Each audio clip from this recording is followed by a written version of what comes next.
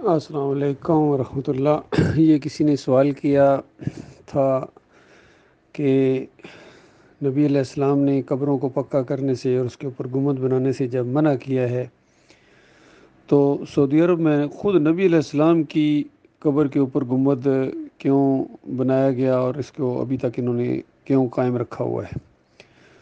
تو اس کا یہ جو جواب دیا ہے، یہ میرے خیال میں یہاں بحرین میں ہوتے ہیں، کوئی مولوی جاوید صاحب ہیں۔ تو مجھے بہت ہی زیادہ دکھ ہوا کہ ایک عالم دین جب حق اور باطل کو آپس میں ملا دے اور اللہ کا کوئی وقار نہ ہو، اللہ کی کوئی عزت نہ ہو، اور پھر لوگوں کا خیال کرے اور مفادات جو دنیاوی ملتے ہیں الہ کا مسئلہ چھپانے کی وجہ سے ان کا خیال کرے، تو یہ بہت ہی بڑی بدبختی ہے۔ اور ایسے لوگوں کو اللہ تعالیٰ نے بڑی سختی کے ساتھ قرآن میں ان کی مذمت کی ہے کہ یہ وہ لوگ ہیں جن کے اوپر کتابیں لدی ہوئی ہیں گدھوں کی طرح، سمجھ لیجیے۔ بڑے سخت الفاظ ہیں، اور یہ الفاظ اگر نہ ہوتے تو آج ان علماء کی گرفت نہیں کی جا سکتی تھی۔ اور سورہ الاعراف کے اندر تو بہت ہی زیادہ سختی کے ساتھ ایسے علماء کا ذکر کیا اللہ تعالیٰ نے جو دنیا کی طرف جھک جائیں۔ تو ایسوں کی مثال وہاں تو ایسی کتے کی طرح دی گئی کہ دیکھو یہ رال لٹکائے، کیونکہ دنیا کی طرف جھک گئے ہیں۔ اور اللہ کہتا ہے ہم نے اپنی آیات کا علم دیا تھا ان کو، اور اگر تھوڑا سا صبر کرتے ہم نے بڑے درجات ان کے تیار کر کے رکھے ہوئے تھے جنت کے اندر، لیکن یہ دنیا کی طرف جھک گئے۔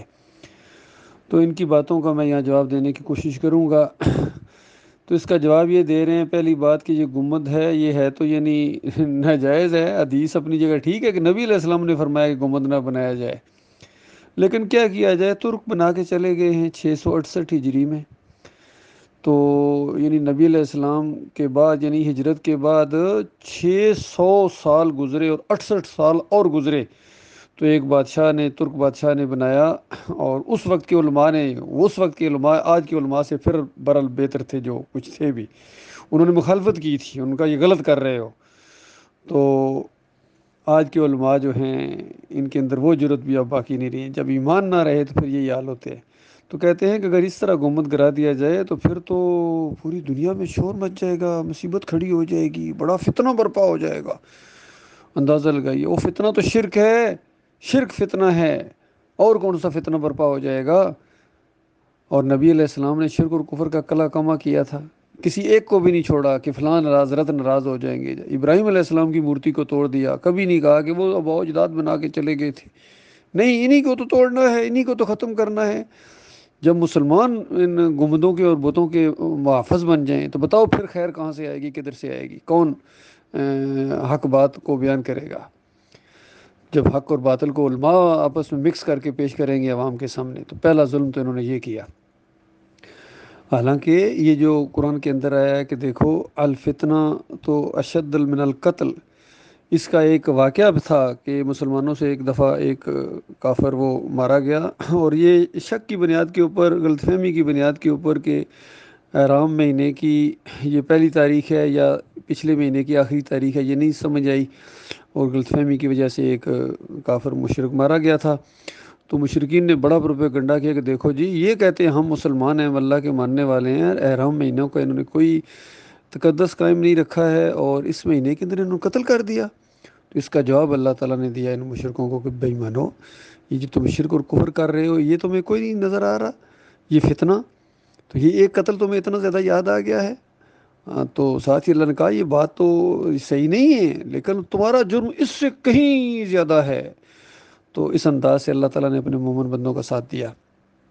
تو یہ کہہ رہے ہیں کہ پھر تو فتنہ برپا ہو جائے گا، تو ان کو اتنی بھی سمجھ نہیں ہے دین کی بنیاد، ایمان کی، عقیدے کی۔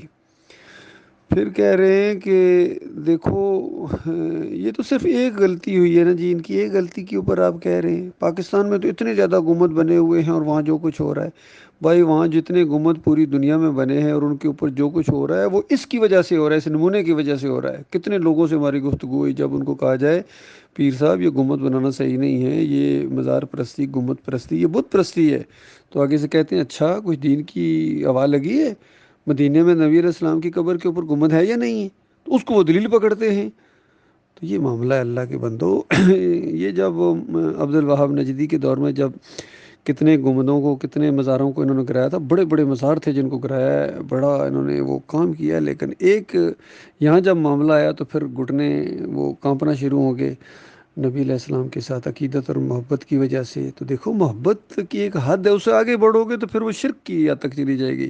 یہود و نصارہ نے عیسیٰ علیہ السلام کو جو پوجا ہے، اللہ کا بیٹا قرار دیا، اس محبت ہی کی وجہ سے کیا ہے۔ اسی لیے نبی علیہ السلام نے فرمایا تھا کہ مجھے یہود و نصارہ کی طرح یعنی اتنا نہ بڑھانا کہ اللہ کے ساتھ یعنی شریک کرنا شروع کر دو۔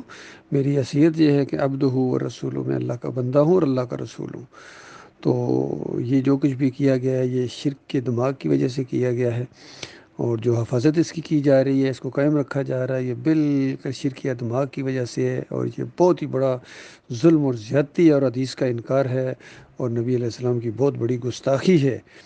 تو جس کی وجہ سے آج پوری دنیا میں مسلمانوں کو ذلت اور خواری اور فتنہ، کون سا فتنہ ہے جو ان کے اندر نہیں آیا ہے، اور کون سا فتنہ بھی ان کے اندر آنا ہے۔ ہر شرک ان کے اندر آ گیا، جو پچھلی قوموں کے اندر جتنے شرک تھے ان کے اندر آ گیا۔ کوئی ملک ایسا نہیں ہے، کوئی ملک جو شرک سے بالکل پاک ہو، گنبد سے پاک ہو، مزارات سے پاک ہو۔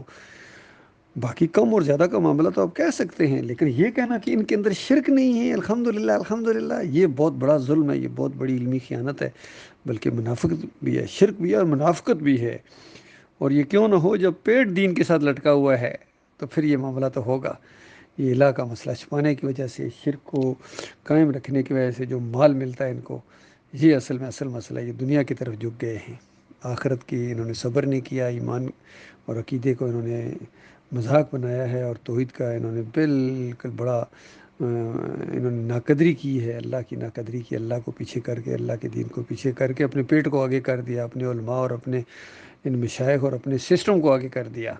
تو یہ بہت برے انجام کے ساتھ پہنچے گا، ہمیشہ کی آگ کے اندر ان کو رہنا پڑے گا۔ جو بھی شرک کا رکھوالا ہے، خادم ہے شرک کا، اس کو ہمیشہ کی آگ میں رہنا پڑے گا، چاہے ہمارے ملک کے ہوں، وہ بھی بنے ہوئے اسی طرح شرک کے رکھوالے ہیں، جتنے بھی ہیں سارے، چاہے سیاسی لیڈر ہوں، عسکری لیڈر ہوں یا مذہبی لیڈر ہوں، سارے شرک کے رکھوالے ہیں، یا عدلیہ ہو، سارے کے سارے انہوں نے، کوئی کسی کے منہ سے یہ شرک کے خلاف آواز نہیں نکلتی ہے۔ اگر نکلتی ہے تو مکس کر کے ایمان اور کفر کو ملا کے آپس میں، کبھی کبھی دوسروں کے بتوں کے اوپر جس طرح توصیف الرحمان اٹیک کرتے ہیں، لیکن بعد میں اپنے بتوں کی حفاظت کرتے ہیں، یہ مولوی جاوید کی طرح، اور اسی طرح علی انجینئر ہے، اور جتنے بھی ہیں سارے اسی طریقے سے لگے ہوئے ہیں۔ بہرحال ہمارا کام تھا بتاتے نا بھائی، ہمارے پاس نہ یہ طاقت ہے کہ شرک و کفر کا بالکل کلا کما کیا۔ جو طاقت آئے گی اللہ تعالیٰ دے گا، تو بالکل کسی ایک بت کو بھی نہیں چھوڑا جائے گا، کسی ایک بت کو بھی۔ اور اس زمین نے شرک سے پاک ہونا ہے، قیامت آ نہیں سکتی ہے جب تک اس پوری زمین کو شرک سے پاک نہ کر دیا جائے۔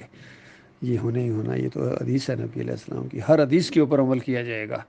قبروں کو زمین کے برابر کیا جائے گا، گنبدوں کو ختم کیا جائے گا، پیری مریدی ختم ہوگی، تعویذ گنڈا ختم ہوگا، اور یہ جمہوریت کا نظام ہے، یہ سارے نظام باطل بالکل پاؤں کے نیچے رون دیے جائیں گے۔ یہ سنت ہے نبی علیہ السلام کے اور صحابہ کرام کے۔ اللہ تعالیٰ وہ وقت لائے، مالک ہمارے دل کو ٹھنڈا کرے گا اس ایمان اور عقیدے کی وجہ سے، اور شرک اور کفر کا جنازہ اٹھے گا انشاءاللہ، اور دعوت اٹھی ہوئی ہے الحمدللہ، بے شک ابھی تھوڑے ہیں لیکن دعوت اسی، ان کے کانوں تک یہ بات پہنچ رہی ہے۔ مانے یا نہ مانے، مانو گے اپنا بھلا کرو گے، نہیں مانو گے اپنا نقصان کرو گے۔